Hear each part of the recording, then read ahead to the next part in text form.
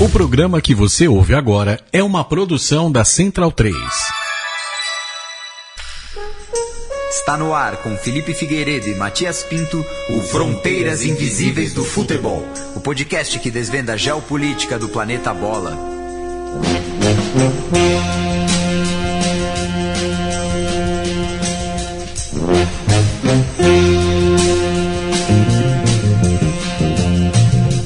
Boa alvorada, ouvintes da Central 3. Está começando mais uma edição do Fronteiras Invisíveis do Futebol. Mais uma parceria aqui da casa com o Xadrez Verbal. E falando no site, canal no YouTube, podcast, eu chamo ele, meu amigo e companheiro Felipe Nobre Figueiredo, o homem por trás do tabuleiro.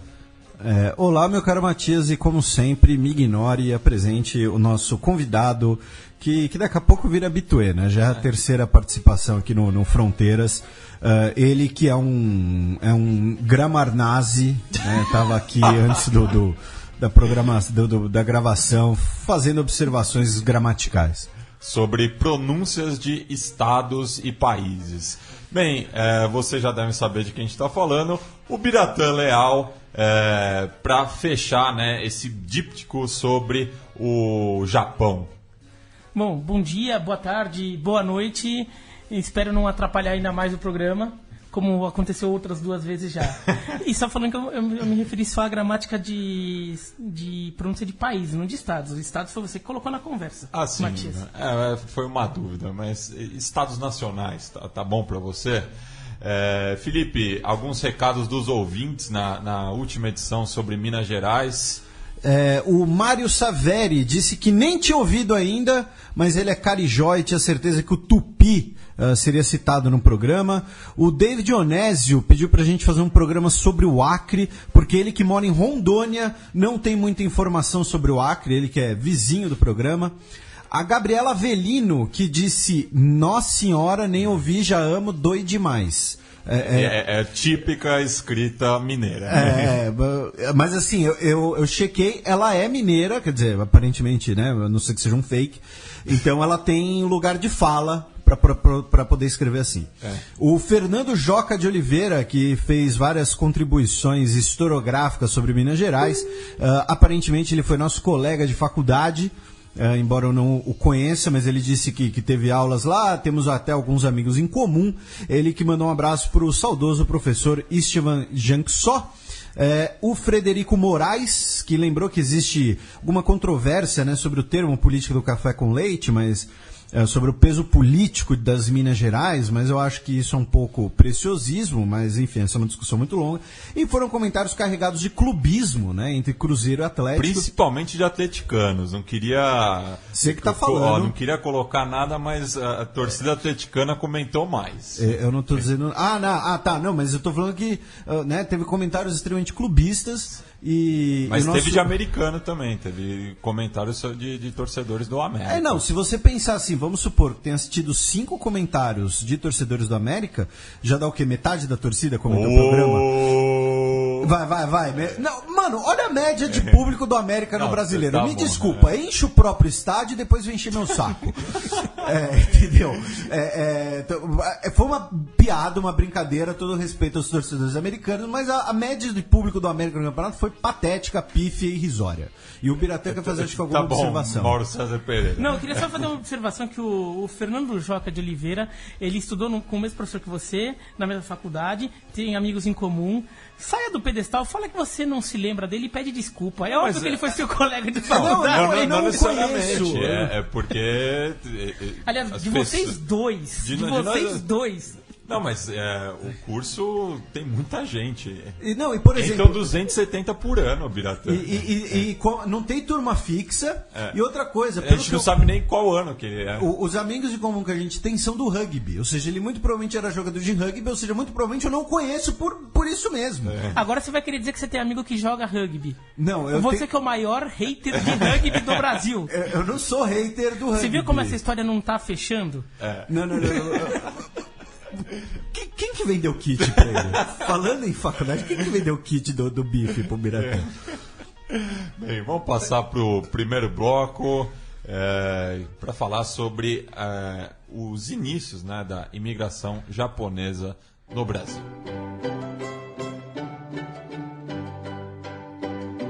A história.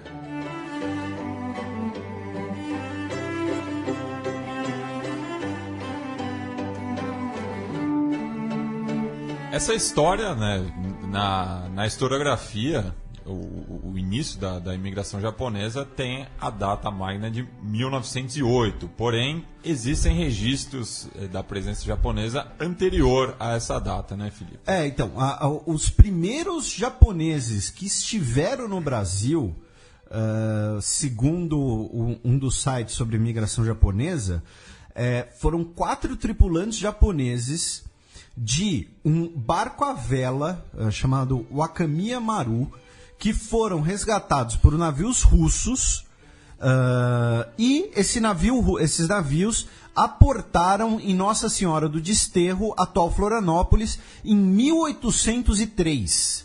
Essa seria a primeira vez em que japoneses estiveram no Brasil. Né? Mas, óbvio, é uma passagem quase anedótica, né? E aí o início das relações de fato entre Brasil e Japão vem apenas em 1895, com o Tratado de Amizade, Comércio e Navegação Japão-Brasil, assinado em Paris, estabelecendo as relações diplomáticas entre os dois países, no contexto do quê? Do Japão saindo do seu isolamento, né, que a gente comentou um pouco no programa anterior, e parte desse sair do isolamento não era apenas estabelecer relações comerciais, mas também uma política migratória para aliviar as tensões sociais internas ao Japão, causada pela escassez de terras, endividamento de trabalhadores rurais, junto daquele processo de modernização pós-restauração Meiji. Então, a partir das 2 décadas finais do século XIX, o próprio governo japonês passou a incentivar a migração de seus nacionais. Antes do Brasil, nós tivemos colônias japonesas nos Estados Unidos, principalmente no Havaí, depois ali na costa leste como um todo, costa oeste, desculpem. Peru, que até hoje tem uma grande comunidade japonesa, né? Inclusive teve um presidente japonês, e quando eu digo japonês, não apenas etnicamente, mas o Fujimori tem nacionalidade japonesa também. Ele é de Kumamoto, inclusive, mesma província do avô paterno da minha esposa. Cara, eu tô começando a achar que tudo isso é caô, porque todo japonês que eu cito, a família da Maíra tem alguma relação. Não, é que eu pesquiso, né? Eu sou pesquisador. Né? Qualquer pessoa que eu citar, você vai trazer uma relação. Parece... Pode ser. E o México, mas no México não deu certo a colônia por questões tanto de conflitos com a população local, como também questões climáticas. Não houve uma adaptação climática. No caso brasileiro, né, a imigração de japoneses para o Brasil ela é precedida por aquela questão da política de branqueamento da população. Né, a população brasileira era em boa parte negra, né, trabalhava em situação de escravidão, e aí a ideia era trazer trabalhadores estrangeiros capacitados para branquear o país, tanto numa perspectiva racista, eugênica, como numa questão de você qualificar a mão de obra. E aí vocês vão falar, mas japoneses não são considerados brancos. Tanto que, durante o governo de Eudoro da Fonseca, em 1890, foi proibida a entrada de imigrantes da Ásia e da África. Eram para entrar apenas europeus, especialmente alemães e italianos. Essa lei durou apenas 2 anos, foi derrubada no Congresso Nacional em 1892. Era um período marcado por muito preconceito, a ideia do chamado perigo amarelo, né, de que os orientais vão dominar o mundo porque eles têm mais filhos. Né, que nem muita gente fala hoje da China, inclusive. E uma frase, e o japonês seria muito diferente, não conseguiria se adaptar ao Brasil, e uma frase que é marcante dessa época, do Oliveira Viana, que foi da Academia Brasileira de Letras, foi um político de renome, que dizia, e ele era um dos principais eugenistas do Brasil, ele dizia que o japonês é como um enxofre, insolúvel. Né? Mas assim, é um termo meio pesado para dizer que o cara não vai se adaptar ao Brasil, né? Aí nós temos a primeira colônia japonesa no Brasil mesmo, em 1907, com o acordo de migração entre os dois países, assinado em São Paulo, entre o doutor Carlos Botelho, secretário da Agricultura de São Paulo, e Ryo Mizuno, que era diretor da Companhia de Migração do Japão, o órgão estatal japonês. E aí estabelecida uma colônia na fazenda Santo Antônio, em Conceição de Macabu, no estado do Rio de Janeiro, que vai ser estabelecida, né, pelo pioneiro da migração japonesa para o Brasil, o Saburo Kumabe, que nasceu em 1865 em Kumamoto. Ele era advogado, ele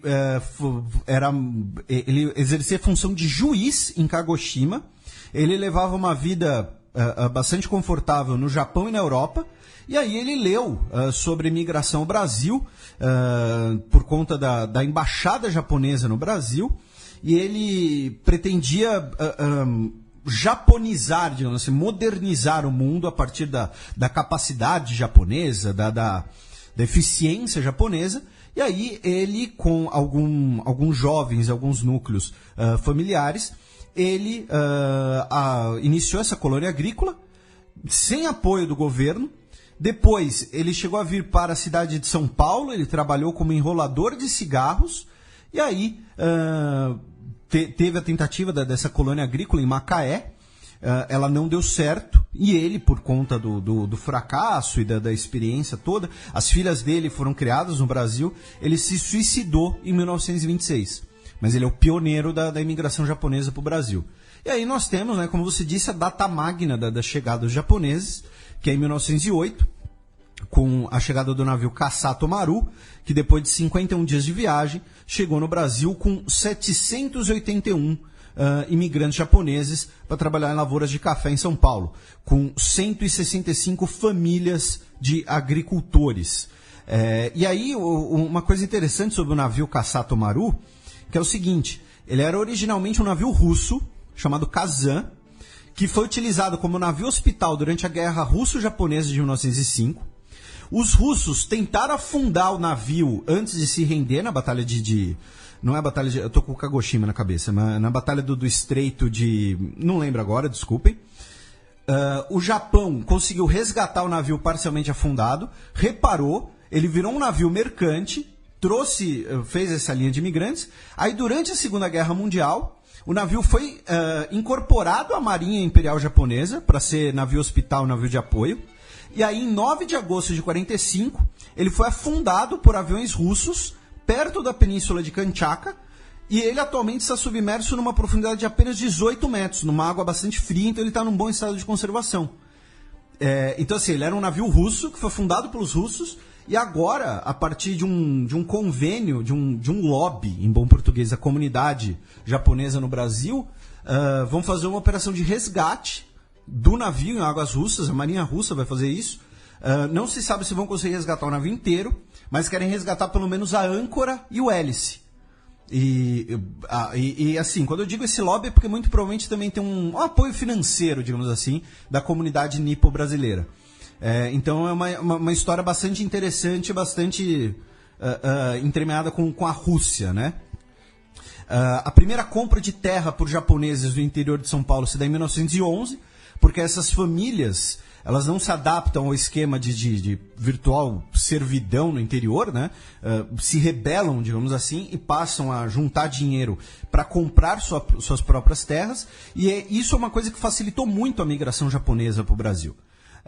Ao contrário de outras migrações e de migrações forçadas. A migração japonesa para o Brasil foi de núcleos familiares, né? Japoneses solteiros não podiam emigrar. Então, você sempre chegava aqui casais recém-casados querendo estabelecer uma família, ou então famílias com crianças, ou seja, você tem o estabelecimento de escolas, né? Em 1915 é fundada a primeira escola japonesa no Brasil, a escola primária Taisho. Você tem ali a ideia de você desenvolver realmente a terra, desenvolver, não apenas você explorar ou ser explorado, né? Você acaba tendo ali uma importância do núcleo familiar.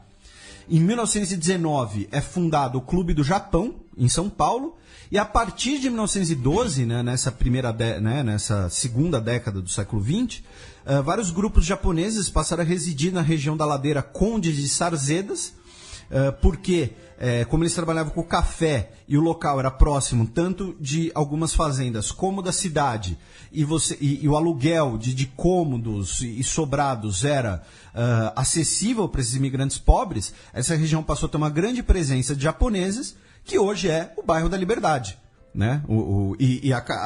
E hoje nós temos a Rua Conde de Sarzedas.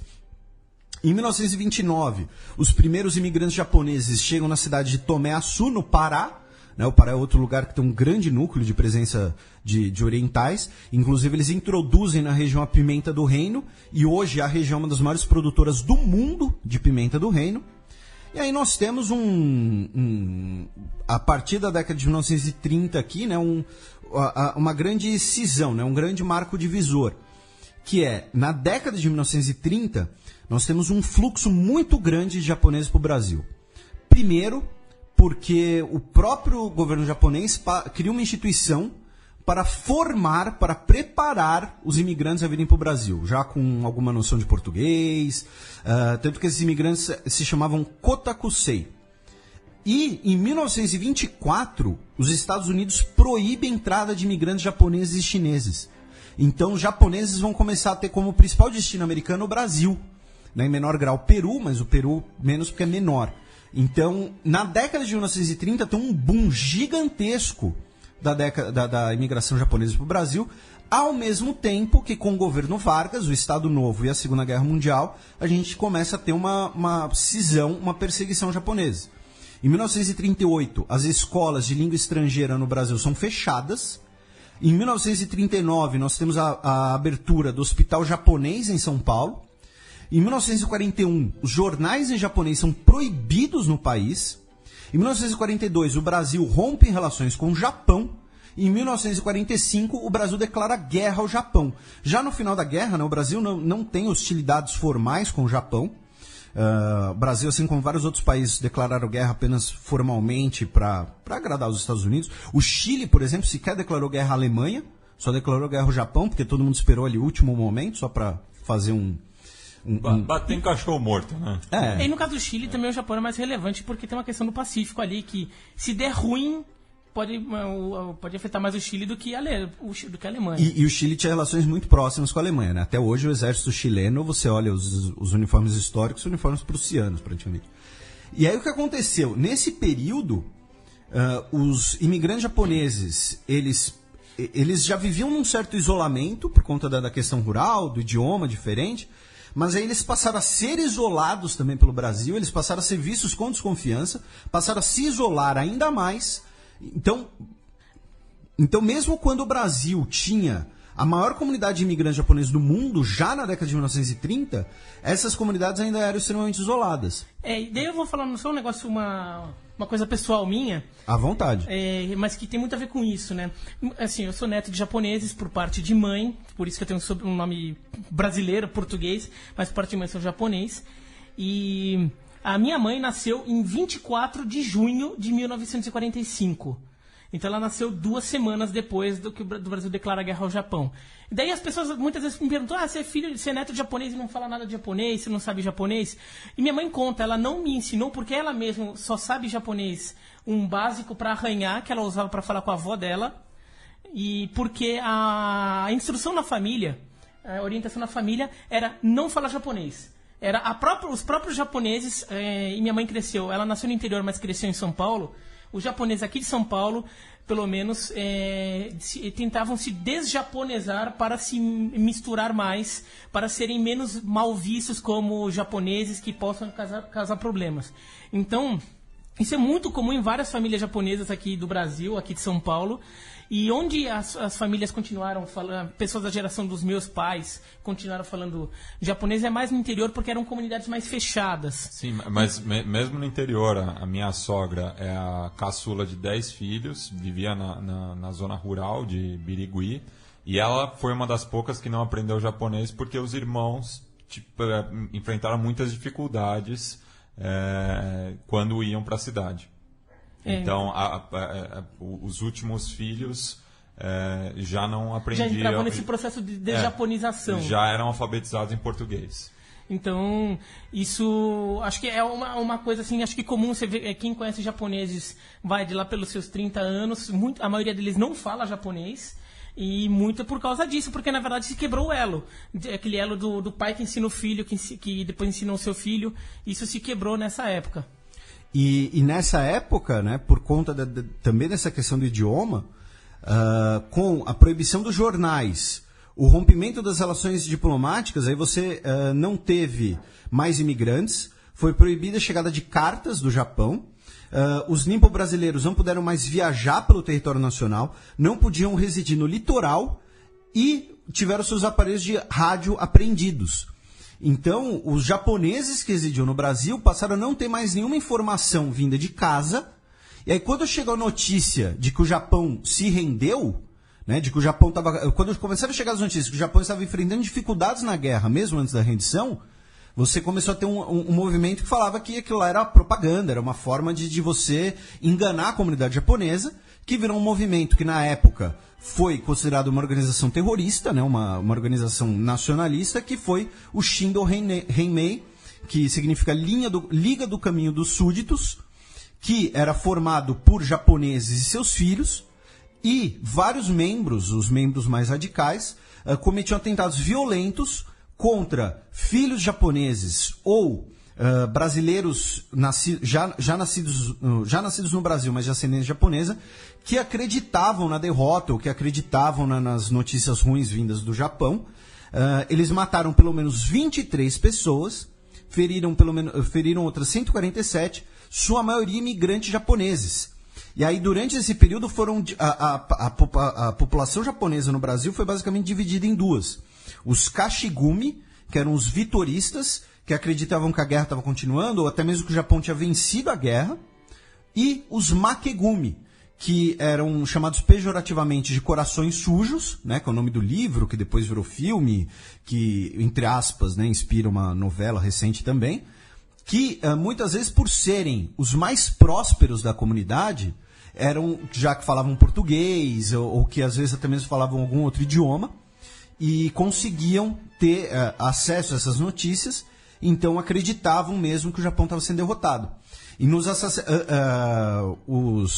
os Makegumis, eles recebiam uma carta, né, dos terroristas, digamos assim, né, que abria com: você tem o coração sujo, então deve ter a garganta lavada, né, que é cortar a garganta.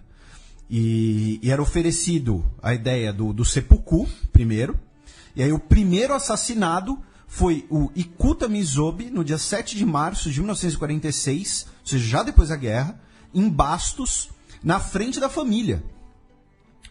Como represália, vários nimpo-brasileiros, japoneses do Brasil, sofreram tentativas de linchamento, especialmente quando um caminhoneiro brasileiro foi morto em um atentado do Shindo Henmei. E aí, na Constituinte de 1946, por apenas um voto, a imigração japonesa não foi proibida, por conta desse cenário de violência, das tentativas de linchamento, mortes dentro da comunidade, e até hoje o assunto é bem tabu. Sim, você faz uma pesquisa e vê que é tabu. E tem um podcast que fala bastante sobre por que para o japonês é tão difícil, para alguns japoneses é tão difícil entender. Chama Trivela. Não, chama Fronteiras Invisíveis do Futebol Japão Parte 1.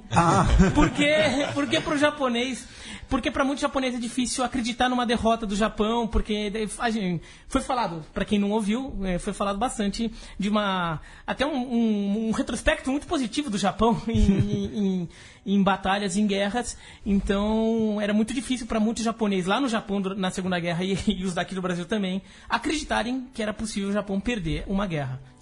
E aí no pós-guerra, em 1948, nós temos o Yukishige Tamura, que torna-se o primeiro deputado Nikkei, eleito por São Paulo.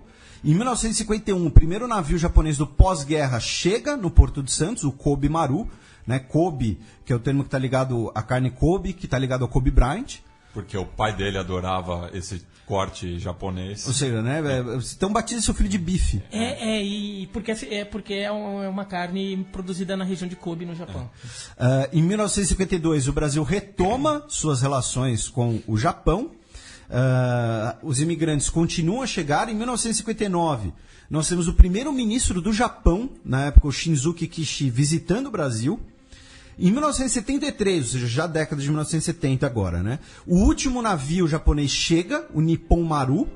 Em 76, o então presidente Geisel visita o Japão, é o primeiro presidente que visita o Japão no cargo. Em 1978, nós temos a inauguração do Museu Histórico da Imigração Japonesa. Em 1990, o primeiro-ministro japonês também visita o Brasil. E, principalmente, né, o Biratã, em 97, esteve com seu amigão, seu brother, o imperador Akihito, que esteve no Brasil por conta do centenário centenário não, né? 90 anos ainda, né, da imigração japonesa. Brother nada, o Biratã é súdito. Hoje, nós temos cerca de 1,5 milhão de descendentes de japoneses no Brasil, 0,7% da população. É a maior comunidade japonesa do mundo.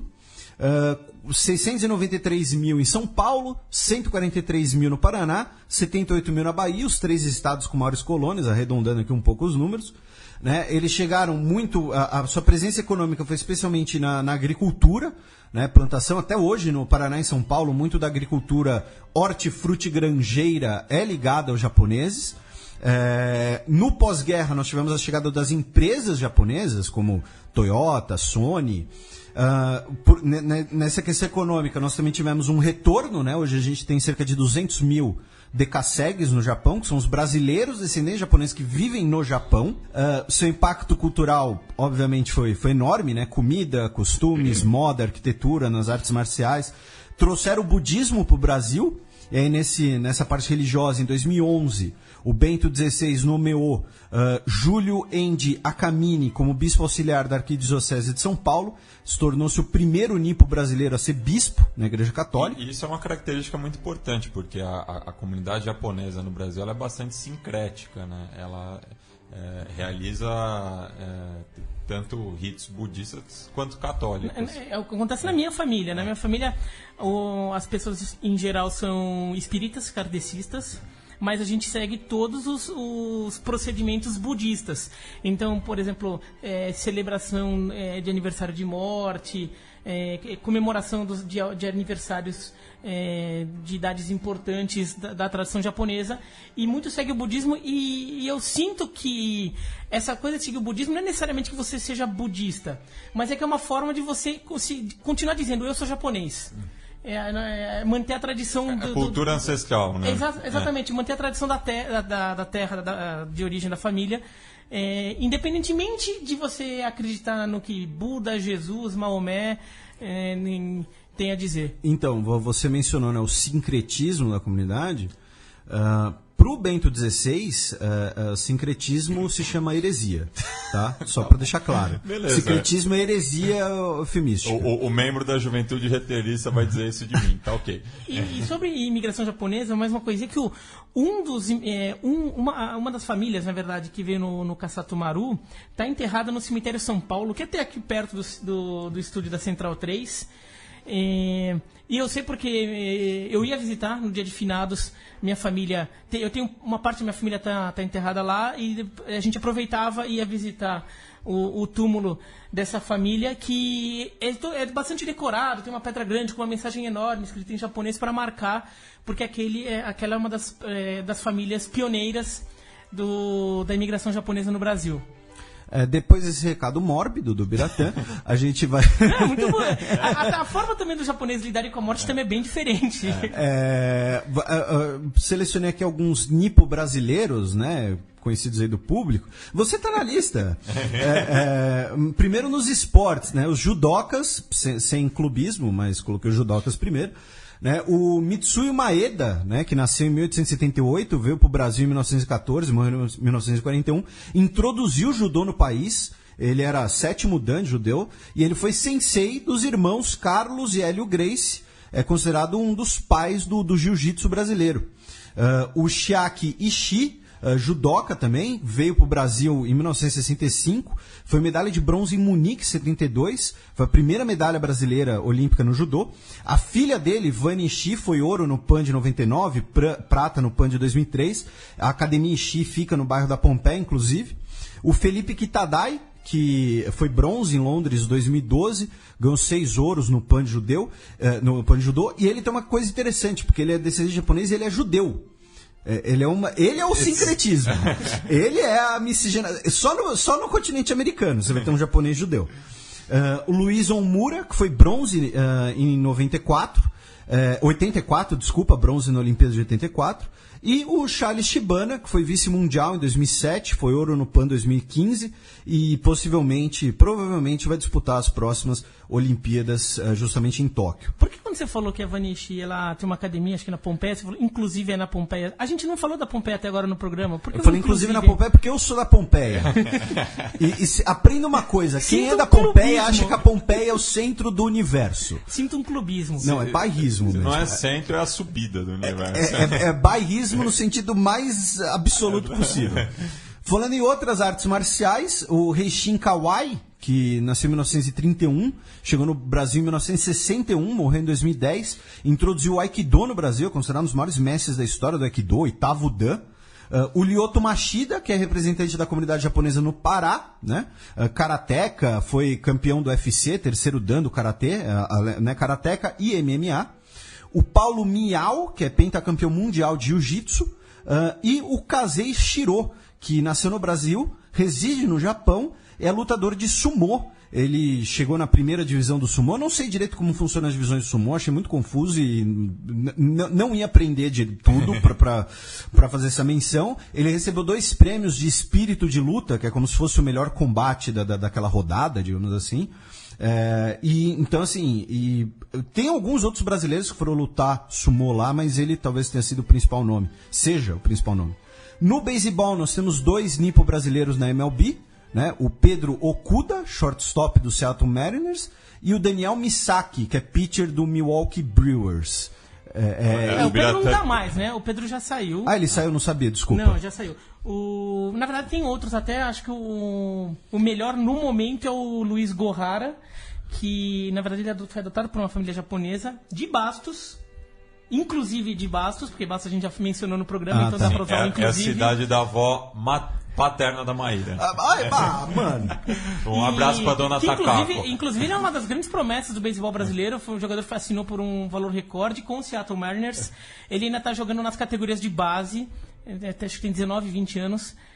Mas ele é uma grande promessa mesmo, de verdade. Pra chegar De verdade, você tá dizendo que esses 2 aqui eram ruins, então? Não, mas é que assim, eles não chegaram na liga principal, eles chegaram só nas categorias de base. Só nas minor leagues. E alguns japoneses jogaram também no Japão e chegaram à liga principal do Japão, alguns nipo-brasileiros. Falando agora de outros esportes, né? Temos a Poliana Okimoto, né? Nadadora de água aberta, foi bronze na última Olimpíada, ela foi ouro mundial. Um caso interessante que é do Marcos Sugiyama, ele é jogador de vôlei, ele joga no Japão. Mas a questão é que o pai dele, o Carlos Esteves, ele é filho de uma japonesa com um brasileiro, foi o primeiro negro a jogar futebol no Japão, né? A gente vai falar um pouco mais do campeonato japonês, ainda no período amador. O Cláudio Cano, que foi o primeiro mesa-tenista brasileiro de sucesso internacional, e o Hugo Oyama, que tem, acho que 59 mil medalhas de PAN, de tênis de mesa, de ouro, de PAN no tênis de mesa, inclusive é palmeirense. Eu falo inclusive porque Pompeia e Palmeiras sempre pode ser citado, tá? Agora, fora do esporte... Só um último. O Caio Takeo Kumahara, jogador de futsal de larga carreira na Europa. Não, e tem o Tetsuo Okamoto, que apesar do nome, nasceu no Brasil, nasceu em Marília, perto de Bastos. E que deve ter algum parente da Maíra, a mulher do Matias por lá. E ele foi medalha de bronze nos 1.500 metros nado livre nos Jogos Olímpicos de Helsinki em 52. Desculpa, tinha fugido do escopo da pesquisa. Agora, saindo aqui fora do esporte, né, alguns nomes conhecidos aí do nosso público, né, mas às vezes não, mas vale mencionar, né, o Hiro Onoda, né, que a gente até mencionou no último programa, foi o último soldado japonês da Segunda Guerra Mundial. Ele viveu no Brasil por 9 anos, entre 75 e 84. Depois regressou ao Japão, mas sempre visitava o Brasil. O Kazuo Sakamaki, que foi o primeiro prisioneiro japonês da Segunda Guerra Mundial. Ele estava num dos mini submarinos de Pearl Harbor. Ele não conseguiu, e é que eu falo literalmente, ele não conseguiu se explodir Então ele foi pego como prisioneiro. E aí ele não queria viver no Japão, ele achava que era uma grande vergonha ele ter sido pego prisioneiro. Aí ele veio para o Brasil já em 66, antes disso ele chegou a viver no Peru, salvo engano, onde ele ficou até 87, ele foi diretor da Toyota no Brasil. O Rui Otaki, né, nascido em 38 no Brasil, arquiteto. O Atomi Otaki, né, de Tomi, desculpa. Mãe do Rui. E do Ricardo. Que viveu de 1913 até 2015, veio para o Brasil em 36, artista muito conhecida também. Tem um instituto cultural com o nome dela, aqui no bairro de Pinheiros, em São Paulo, cujo prédio foi projetado pelo filho Rui Otaki. Isso. Que é o prédio rosa. Quem vai para Pinheiros é um prédio grandão lá, tudo rosa. Tem uma vinho, carambola. O Rui é filho dela? É. Eu achava que era irmão. Não, é filho. Porque os dois são idosos. Mas, quer dizer, quando eu nasci, né? Ela é finada já. Sim. O Junichi Saito, que nasceu em 42 no Brasil, é o único nipo brasileiro que comandou uma das Forças Armadas brasileiras. Ele foi comandante da Aeronáutica durante muito tempo no governo Lula. O jornalista Biratã Leal, que eu disse que estava no roteiro. Você colocou só para puxar meu saco, mas é porque eu sou mala. Embora tenha esse nome português, né? E aí a gente tem vários artistas, modelos, né? Sabrina Sato. Você esqueceu da Tezuka Yamazaki, diretora de uma das maiores obras do cinema brasileiro, Lua de Cristal. Eu pensando, nossa, quem que eu esqueci, aí me só... Mas ela que também fez 2 filmes, né? O Gaidin, o primeiro de 1980, Os Caminhos da Liberdade, e o segundo de 2005, Ame-me Como Sou. E aí, Gaidin, para quem não sabe, é o termo em japonês para quem não é japonês. É para estrangeiros, só que, deixando claro, estrangeiros para um japonês é quem não é japonês. Coreano é estrangeiro, chinês é estrangeiro, porque oriental não é tudo igual. Isso é você que está dizendo. Agora, mas assim, em minha defesa, no último item eu coloquei que nós temos vários artistas, modelos, atrizes, atores, figuras pop, não, né? Sabrina... ator não tem, porque a Globo falou que não tem. Não tem. Ela quis fazer uma novela e teve que usar a Giovanna Antonelli e o Luiz Melo como japonês, porque não tem ator japonês. A Giovanna Antonelli está fazendo papel japonesa? Ela é filha adotada. Nossa. Depois da polêmica do whitewashing, ela virou filha adotada, mas o Luiz Melo interpreta um japonês. Que beleza. Mas daí arranjaram um voo americano pra ele, um negócio assim. Mas, então é isso, né? Algumas personalidades aqui da comunidade nipo-brasileira. Passemos agora para o campo, no qual a gente vai falar da J-League e também das relações Japão e Brasil através do futebol. O campo.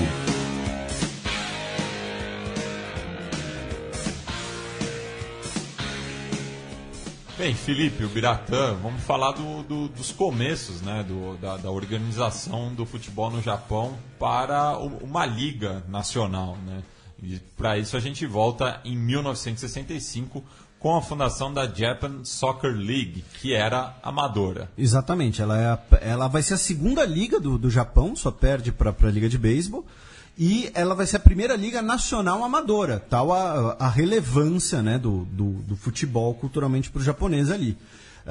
Ela foi fundada por 8 clubes, cada time era de uma empresa, e assim, isso não é um exagero. Se vocês olharem assim, as tabelas desse campeonato, é um portfólio da economia japonesa. A Toyota jogando contra a Honda, e depois é Kawasaki contra a Yamaha, e por aí vai. O maior campeão foi o Yomiuri SC, com 5 canecos e 3 vices, que pertence ao grupo Yomiuri de comunicação, que é uma das maiores redes de comunicação do Japão, que também é dona de um time de beisebol. O time era em Kawasaki, o time era de Tóquio, depois foi para Kawasaki e atualmente é o Tóquio Verde. Né? Então, assim, nos anos 90, aquela hegemonia do Verde Kawasaki não era à toa, que era o principal time da era amadora. Você falou que tem um time de beisebol, o Yomiuri Giants, que é o time de beisebol da Yomiuri. É o maior time de beisebol do Japão, o mais rico, mais vitorioso. É o time que tem mais torcida e também tem time que tem gente que mais odeia. É o Yomiuri Giants. E que inspirou o São Paulo Giants ali da Barra Funda. Isso, exatamente.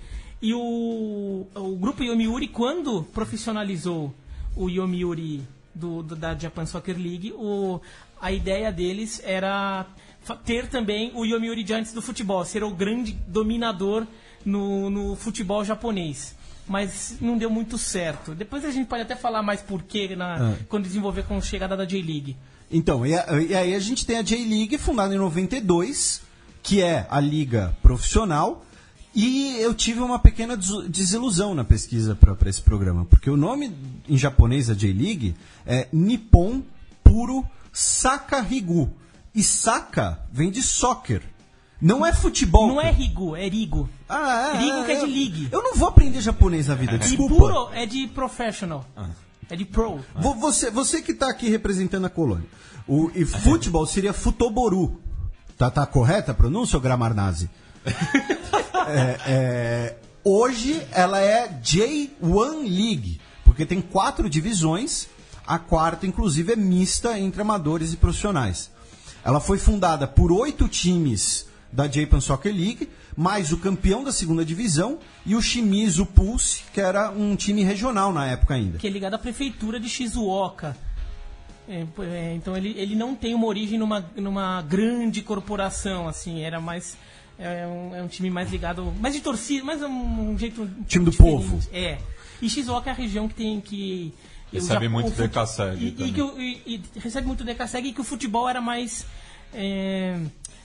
mais forte, né? Que tinha mais popularidade, tanto que a maior rivalidade do Japão foi entre Shimizu e Jubilee Iwata, que são 2 times da região.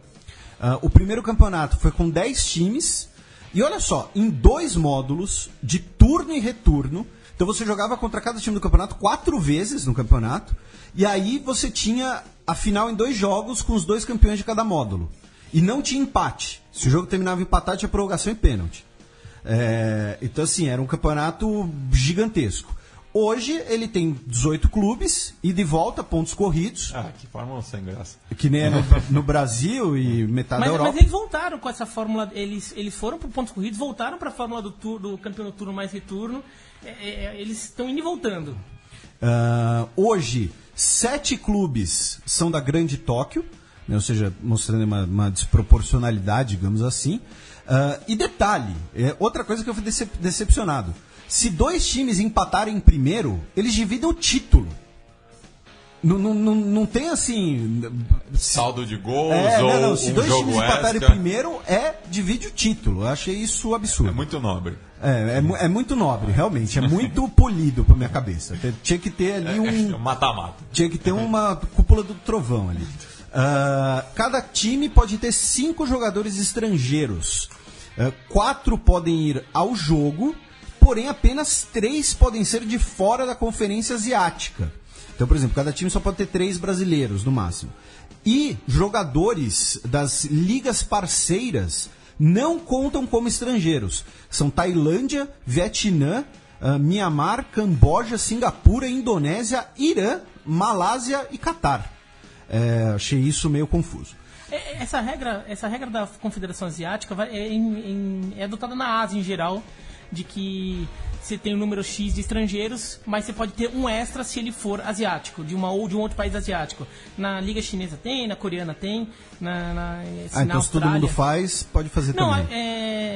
Eu não acompanhei a origem disso, mas eu suponho que talvez tenha sido um acordão ali na Confederação Asiática com essas federações. O maior campeão da J-League é o Kashima Antlers, com 8 canecos e 2 vices, inclusive o único tri do japonesão, 2007, 2008, 2009. O Yokohama Marinos e o Jubilo Iwata são os segundos colocados nessa lista, né, com 3 canecos e 3 vices cada. E o Yokohama Marinos, né, que é o Yokohama Flugels Marinos. Né, não, Flugels. F, só F. Só F. Se quiser eu conto essa história desse F, que é legal. Mas não tinha uma época que tinha Flugels? Então, eu conto a história disso, é legal. Conta. O Yokohama Flugels e o Yokohama Marinos. Quando fundaram a J-League, era a única cidade que tinha 2 times, era Yokohama. Tóquio não tinha time, né? O verde era Verde Kawasaki na época, e o FC Tóquio estava na segunda divisão. O Yokohama Flugels, que foi o time do César Sampaio, do Zinho, começou a ter problemas financeiros. Então houve uma fusão com o Yokohama Marinos. No que houve uma fusão com o Yokohama Marinos, a torcida do Yokohama Flugels e virou uma fusão que na verdade foi uma absorção. O Yokohama Marinos absorveu o Yokohama Flugels, botou um Fzinho lá, só o F mesmo, não é o Yokohama Flugels Marinos, é um F. Tá. É um F isolado, um F ponto. E absorveu os jogadores. A torcida do Yokohama Flugels não aceitou. Imagina, assim, ainda que o nível de paixão, de tradição dos clubes japoneses seja muito menor que aqui no Brasil, mas imagina se de repente o Grêmio é absorvido pelo Inter ou vice-versa. Não é que a torcida vai gostar muito. Aceitou muito bem isso. Então, já pensou, o Grêmio fica Grêmio I de Futebol Porto Alegrense, o Esporte Clube G Internacional. Não vai rolar. A torcida foi para a sede da ANA. ANA é a Nippon Airlines, a companhia aérea que era a origem do Yokohama Flugels. Fez acampamento lá na sede da ANA, fazendo protestos, não aceitando, mandando a direção da ANA, que era a dona do Flugels, reverter. Acabaram não revertendo. Então a torcida do Flugels se negou a torcer pro Marinos, e eles fundaram outro clube, o Yokohama FC, que é um clube que foi fundado, a liga acabou deixando, é um clube fundado pela torcida, por isso também é um clube com pouco dinheiro, não tem nenhuma grande empresa por trás, mas chegou até a jogar a primeira divisão, e é o clube onde até hoje joga o Kazu. Grande Kazu, que, pra quem não sabe, é o maior patrimônio da história do futebol japonês e brasileiro. Kazuoshi Miura. Agora, e assim, eu acho uma coisa... nessa, você falou da transição, né, de Japan Soccer League para a J-League, que eram os times das empresas, era Itachi, Yomiuri, Sumitomo, que é uma metalúrgica... Toyota, Honda, todas as montadoras. Todas as montadoras, Mitsubishi... É uma tradição muito... No Japão, essas grandes corporações, não é uma empresa que é uma companhia que como a gente vê uma empresa aqui no Brasil, né? Essas empresas, elas têm um papel na sociedade japonesa muito forte. É quase uma extensão da família. É quase uma extensão da família. Vai fazer lobby por grande conglomerado aqui. Tá recebendo quanto? Não, mas assim, é que pro japonês, por exemplo, chegar num estádio e ficar gritando o nome de uma empresa é menos bizarro do que pra gente ficar num jogo de vôlei e ficar gritando vai lá Rexona, como muitas vezes pessoas são obrigadas a fazer. Então, é meio normal as empresas terem esse papel de centros de centralizar atividades da comunidade. Tanto que, por exemplo, a cidade de Toyota se chama Toyota, né? Virou uma cidade. A cidade que a Globo chamou de Cidade na Grande Nagoya, quando o Corinthians foi jogar o Mundial de 2012 lá. E daí esses clubes viraram os times de futebol. Só que a J-League, quando foi criada, ela não queria que ocorresse o que acontece na Liga de Beisebol, em que os times têm os nomes das empresas que são donas deles, como o Yomiuri Giants, que a gente mencionou. O segundo maior time é o Hanshin Tigers, o Hanshin é uma grande loja de departamentos. Então a Liga não deixou, falou, não, vamos fazer, só que assim, cada time, cada empresa vira dona, continua tendo algum controle sobre o time, mantém as cores, mantém o patrocínio, mas o nome é o nome de time, é o nome da cidade, é o nome que vocês queiram dar, não tem. O Yomiuri Verde foi uma exceção, ficou durante um tempo como Yomiuri Verde até virar Verde Kawasaki. O Jeff United, ficou esse Jeff, foi um jeito de esconder o JR East, que é o Japan Railway East, que é um dos ramos lá da malha ferroviária japonesa. Mas todos os outros times até hoje são ligados. O Kashima Antlers é a Sumitomo, que é uma metalúrgica. O Zico, quando chegou no Japão, ele chegou jogando pelo Sumitomo. O Kashiwa Reisol é o Itachi, o Urawa Red Diamonds é a Mitsubishi, o Yokohama Marinos é o Nissan, tanto é que ele joga no estádio Nissan. A Daiso tem algum time? Acho que tem. O Sanfrecce Hiroshima é a Mazda. Todo time do japonês até hoje tem alguma... Sobretudo esses mais tradicionais da primeira divisão, da J-League, eles são continuações dos times da época da Japan Soccer League e continuam até ligados a essa empresa. Tudo. Só gostaria de dizer que provavelmente é possível que o Fronteiras Visíveis do Futebol do Japão tenha uma parte 3, que a gente vai oferecer o programa a diversas empresas, porque contar a história aí desse monte de jabá que o Biratã fez aí por baixo dos panos. O Kashima Antlers e o Yokohama Marinos são os únicos que participaram de todas as edições da J-League, são fundadores e nunca foram rebaixados. E aí a gente vai ver que tem uma... A gente vai ver isso mais pra frente também, quando a gente fala um pouco de jogadores, que tem muito do esporte norte-americano, né, na Liga dos Estados Unidos, na Liga japonesa. Então, por exemplo, tem um jogo All-Star, com votação do público e divisão em conferência leste-oeste. A diferença é que o Japão ele é um país norte e sul. Então, assim, para manter um equilíbrio proporcional, tem clubes que já foram alocados para ambas as seleções, para você ter uma divisão ali, que é o tem o jogo J-League All-Star Soccer. E a gente vai ver outras inspirações americanas. Agora vamos falar um pouco das Copas, né? Que a primeira Copa do Imperador, que é o torneio de futebol mais antigo do Japão, vem desde 1921, antes da Segunda Guerra Mundial. Times da Coreia, Taiwan e Manchúria podiam jogar.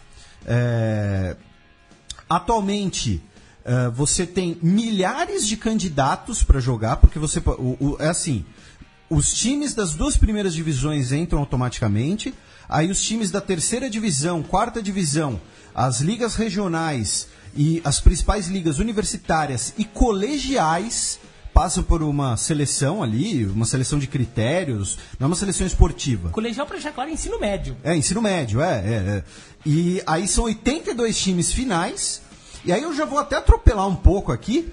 Em 2003, teve uma bizarrice, quer dizer, uma bizarrice não, uma coisa muito legal, que no terceiro round da Copa do Imperador, que é como se fosse um round pré-oitavas de final, ou seja, 16avos de final, nós tivemos um jogo entre o atual campeão da J-League naquele ano, o Yokohama Marinos, contra o Funabashi Municipal High School.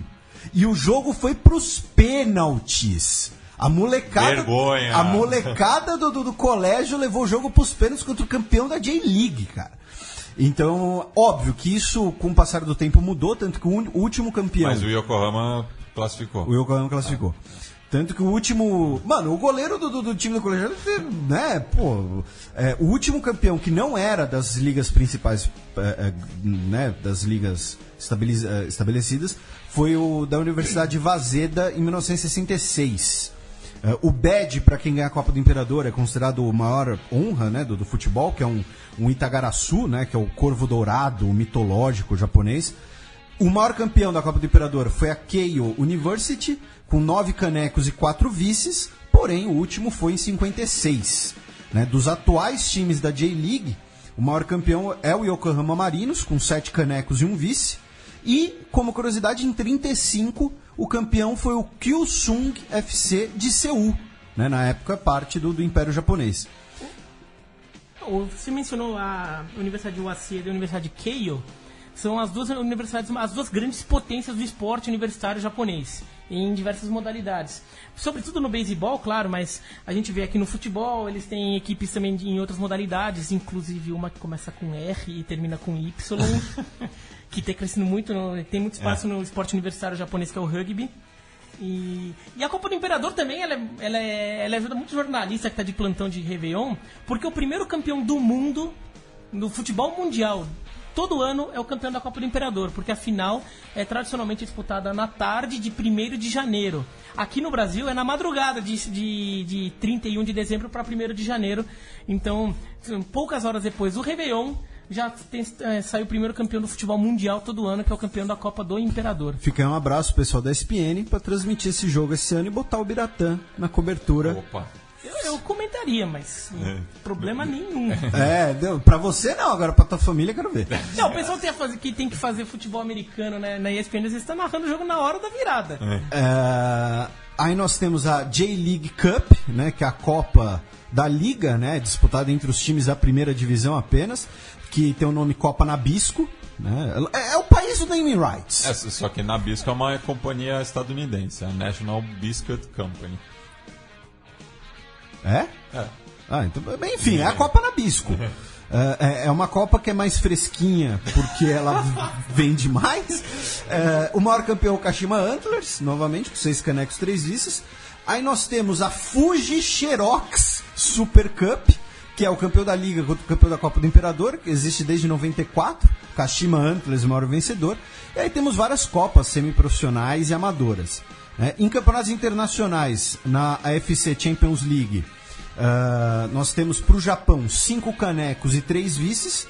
O primeiro campeão foi o Jeff United, né, de Shiba, em 86. O último foi o Gamba Osaka, em 2008.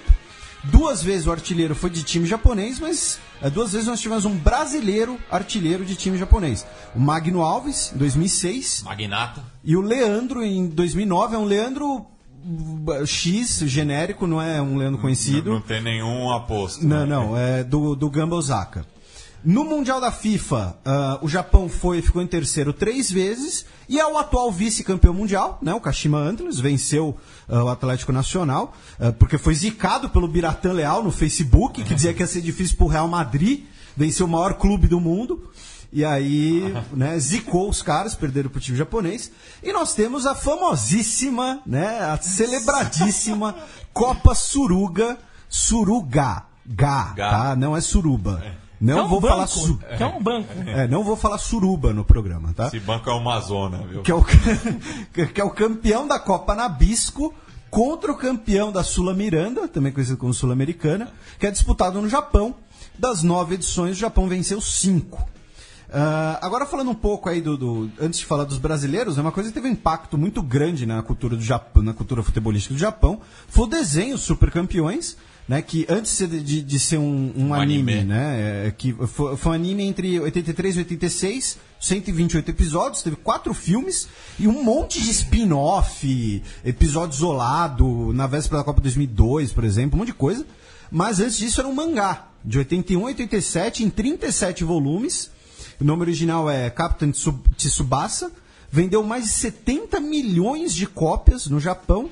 E o cara que inspirou parte, né, da trajetória dele foi o Musashi Mizushima, que jogou no São Paulo em 84 e 85. Inclusive fez as categorias de base no São Paulo. Ele passou pelo Juvenil e pelo Júnior. Do São Paulo foi pro São Bento, passou pela Portuguesa também, para voltar pro Japão pré-J-League. O Biratan, que é fanático por Super Campeões, agora ele vai falar por meia hora. Na verdade não, eu nunca vi. E o pior é que é verdade. Eu já estava mais velho nessa época. No Super Campeões ele joga no São Paulo, o personagem. No Brancos, não é o São Paulo. É verdade. E o futebol japonês, a J-League, toda a simbologia tem muita influência ocidental. Muito do Brasil, mas muita influência ocidental em geral. Então, você vê, por exemplo, o Kawasaki Frontale tem um uniforme inspirado no do Grêmio. Já teve um distintivo que era quase igual ao do Grêmio, agora eles mudaram.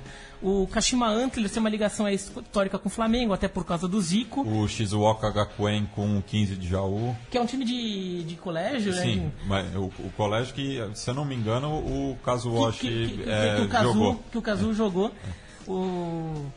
E por isso adotou o uniforme igualzinho do 15 de Jaú. O Kazu tem muito carinho pelo 15 de Jaú, sim, até hoje. Tem muita foi o primeiro emocional. clube dele no Brasil.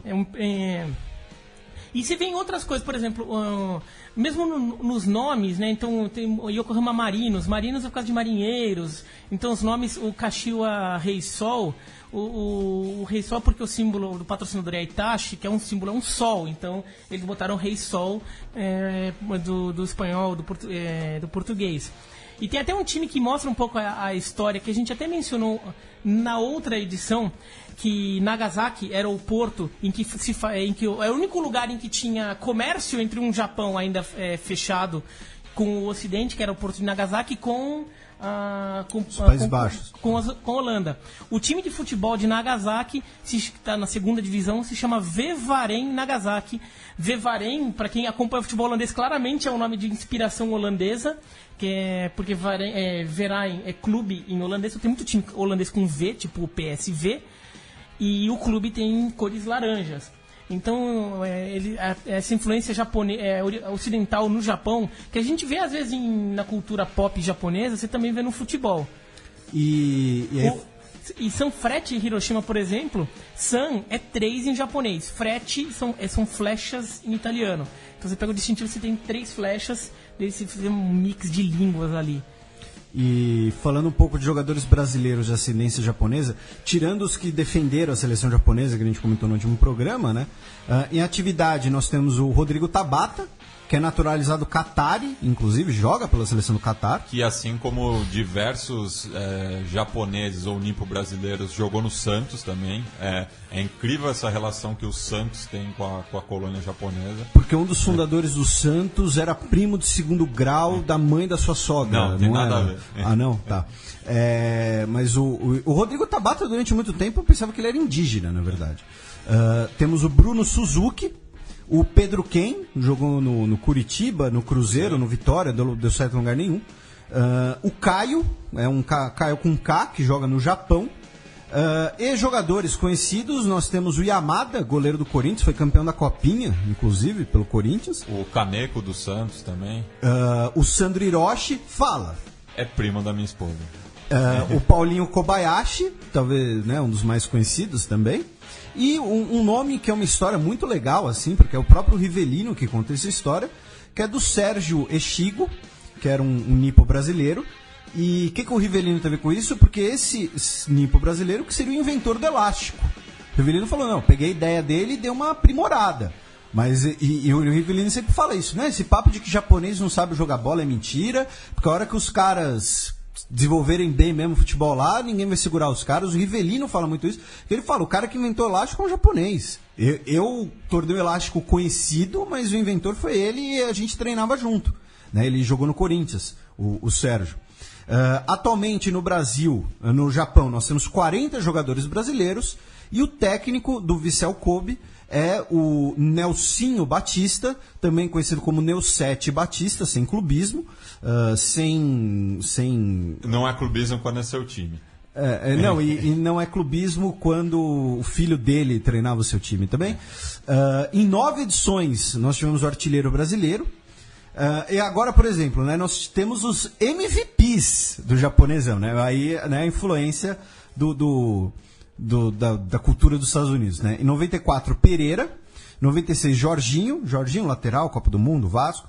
Dunga, 97. 2003, Emerson Sheik. 2005, Araújo, ex-Goiás.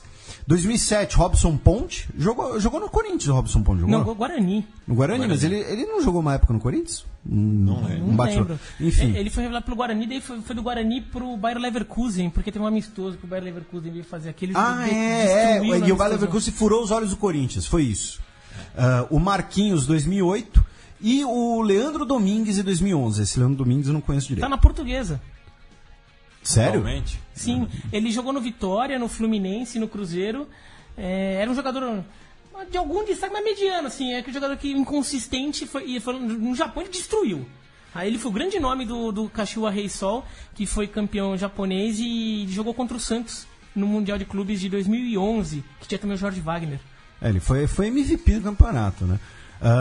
34 vezes nós tivemos um brasileiro na seleção do campeonato, inclusive o Jorge Wagner, uma época, era presença constante. E aí, Manager of the Year, né? Em 96 ganhou Nicanor de Carvalho. 97 o João Carlos. Aí, 2007, 2008, 2009 nós tivemos o tricampeonato do Kashima Antlers, que era treinado pelo Oswaldinho de Oliveira, que ganhou um tricampeonato de Manager of the Year. O Valdemar passou para o Japão? Não sei, mas dá pra achar essa info. O Felipão passou pelo Japão, deve ter passado, mas né, o Oswaldinho, né, mostrando aí. E o Nelsete foi Manager of the Year em 2011 também. Então você vê aí, né, que... Né, e o senhor Valdemar passou na Coreia, mas no Japão não. Coreia que é logo ali. E o Rookie of the Year brasileiro, nós tivemos o Caio em 2014, que é um cara que jogou na base do São Paulo e é um ilustríssimo Caio com C. Tá. Ele foi o Rookie of the Year. Então vamos passar agora para o mapa, no qual a gente vai falar do Japão do pós-guerra. O mapa.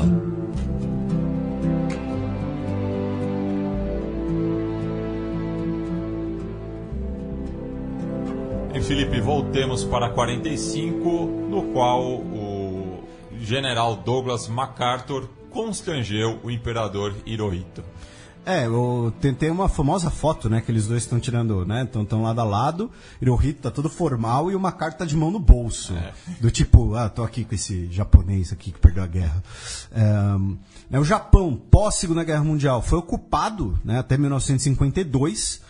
Nesse período nós tivemos um processo de modernização, de ocidentalização forçada quase, né, imposta ao Japão, num modelo muito parecido com as bases do New Deal americano.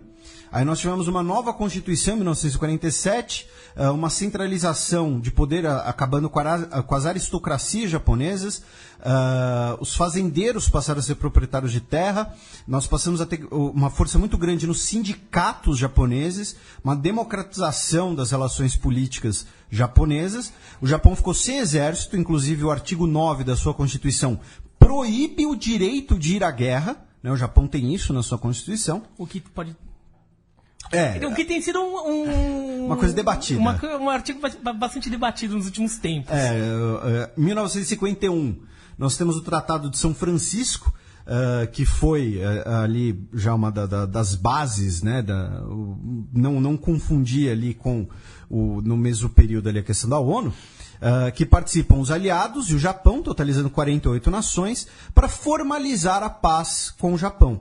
Só que, curiosamente, nós temos 3 ausências, né, que é da União Soviética, por isso que até hoje Japão e Rússia têm pendências territoriais, as Ilhas Kurilas e a Ilha Sakhalina.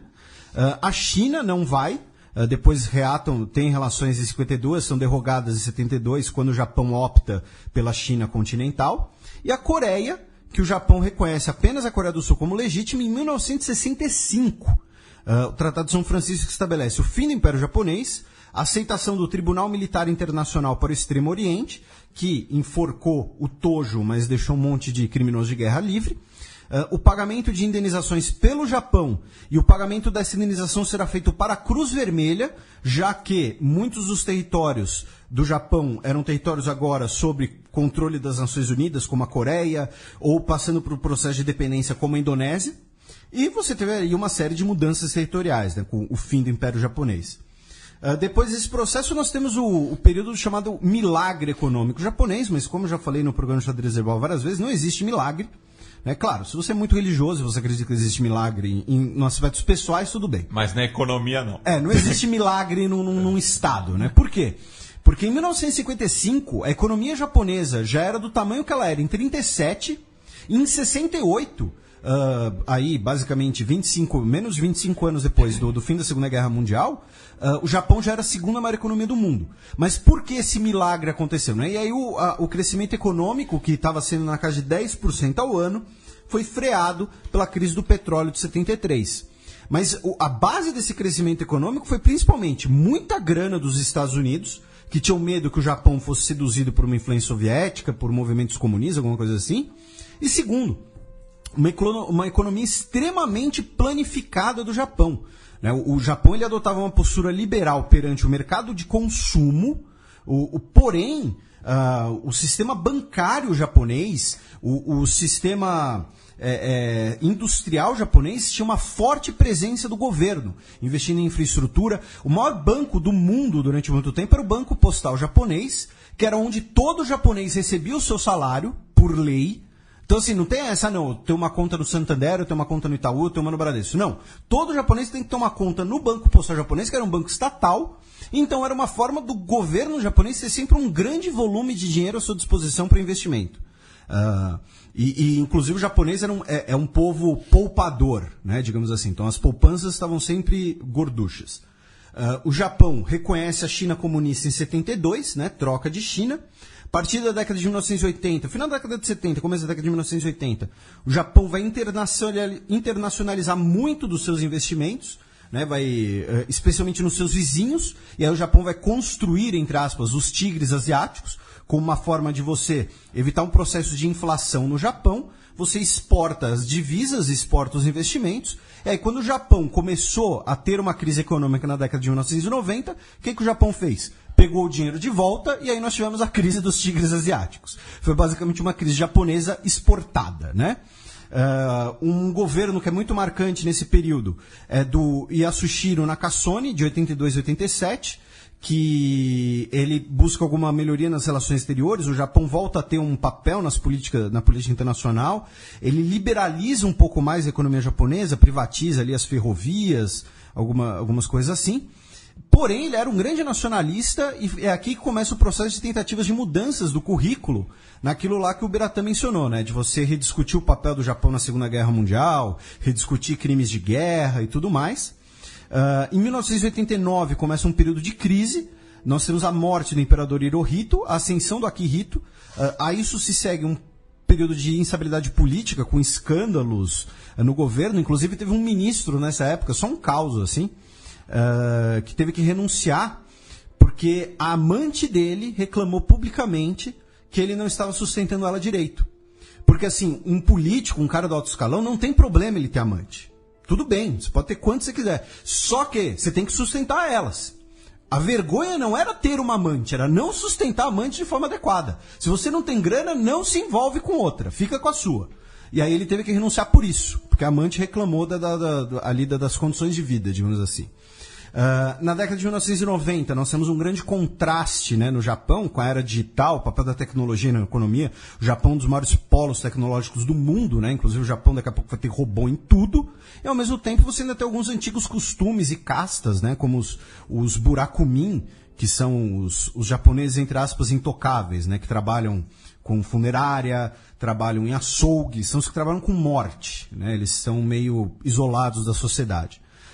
O Japão é muito marcado nesse período e até hoje por questões de desastres naturais, né? Terremotos, maremotos, aí que está envolvido inclusive com o desastre de Fukushima.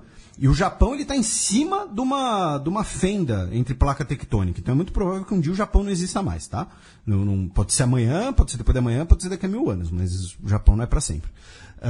E hoje, né, a principal discussão no Japão é justamente essa, né? Do nacionalismo contra o pacifismo, né? A discussão sobre o legado histórico da Segunda Guerra Mundial, o revisionismo do papel do Japão, aquela questão das mulheres coreanas, chinesas que foram escravizadas sexualmente. Nós temos os conflitos congelados na região, disputa de ilhotas com a China, com a Coreia, disputa de ilhas maiores com a Rússia.